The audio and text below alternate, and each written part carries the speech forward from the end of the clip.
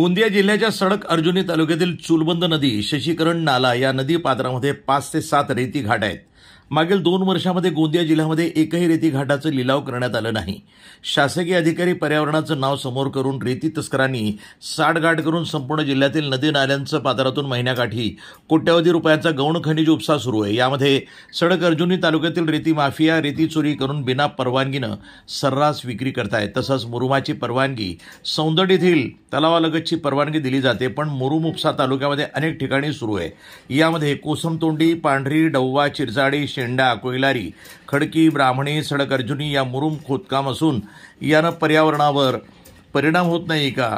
शासकीय अधिकाऱ्यांच्या उघड्या डोळ्यांनी का दिसत नाही? काही दिवसाआधी सौंदड पिंपरी रेती घाटावर डुंगीपार पोलिसांनी 2 ट्रॅक्टर रेती पकडण्यात आली. ट्रॅक्टर मालक अमोल अशोक मेंढे, राजेंद्र हरिश्चंद्र भेंडारकर यांचे दोन्ही ट्रॅक्टरमध्ये एक ब्रास रेती असून ट्रॅक्टर नंबर नाही. पोलीस यंत्रणेकडून 6,22,000 रुपये किमतीचे माल जप्त करून दोषींवर कारवाई केली गेली. वास्तविक सौंदड पिंपरी रोडवर दोन्ही ट्रॅक्टर जप्त केलेल्या मालकांचे रेती डेपो असून सौंदड गावातील 8-10 ट्रक रात्री 10 ते सकाळी 5 वाजेपर्यंत पिंपरी पुलालगत रेती उपसा सुरू असून मेंढे आणि भेंडारकर यांचे रेती डेपोवरनं रात्री जेसीबीनं टिप्पर भरून बायपास सुंदरई, Parsodi via Chargaon, Deori, Duggipar police station समोरून रात्रभर रेतीचे टिप्पर जात असतात. या दोन्ही अवैध रेती डेपोवर देवरी, चिचगड येथील रेती व्यावसायिकांना रेती डेपो भाड्यानं दिल्याचं सांगतात आणि रात्रभर खुलेआम अवैध रेती व्यवसाय करतात. सौंदड पिंपरी पुलालगत घाटातून रेती उपसा सुरू आहे. दोन्ही जप्त केलेले ट्रॅक्टर जप्त असून सुद्धा त्याच रेती घाटावर 8-10 ट्रॅक्टर रात्रभर रेती उपसा सुरू आहे.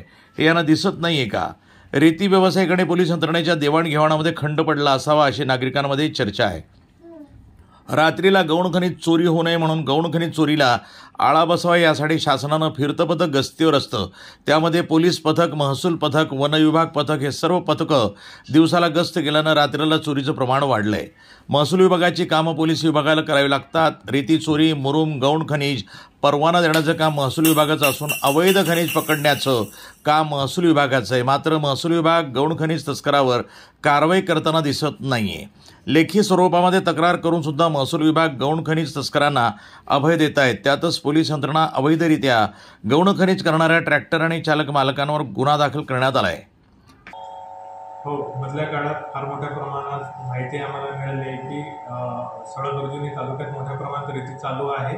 तर त्या संदर्भात आम्ही सर्व तहसीलदार, तलाठी, मंडळ अधिकारी यांचे पथक नेमलेले आहे. ते रात्रीचे गस्ती घालतात आणि वेगवेगळ्या ठिकाणी फिरतात.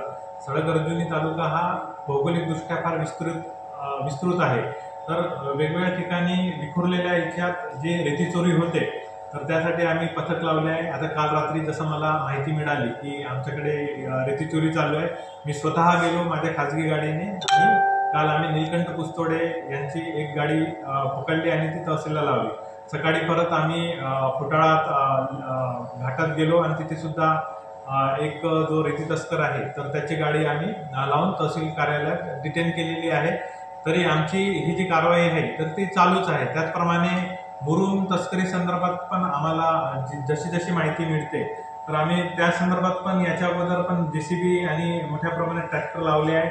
आता काल परवा सुद्धा मी स्वतः फिरून ट्रॅक्टर लावलेला आहे. तर आम्हीचे पथक जे आम्ही नेमलेले आहे तर मोठ्या प्रमाणात आम्ही आता हे चोरीला आळा घालण्याचा प्रयत्न. प्रतिनिधी राधाकिशन सुटे, NTV न्यूज मराठी, गोंदिया.